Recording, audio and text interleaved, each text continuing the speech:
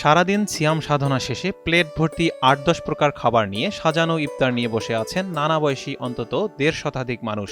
অসহায়, দুস্থ, ধনী গরিব সহ সমাজের নানা শ্রেণী পেশার মানুষ প্রতিদিন এক ছাদের নিচে ইফতার করছেন।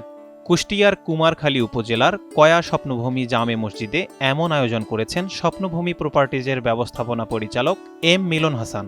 এমন আয়োজন চলবে পুরো রমজান জুড়েই। এমন আয়োজনে অংশ নিতে পেরে খুশি নানা শ্রেণী পেশার মানুষ। ইফতারের এমন আয়োজন সামাজিক সম্প্রীতি ও সৌহার্দ্য বৃদ্ধিতে অনন্য ভূমিকা পালন করছে বলে মনে করেন এলাকাবাসী। মিলন হাসানের হাতে মসজিদে মসজিদ ইফতারি করি, আমরা সবাই খুশি।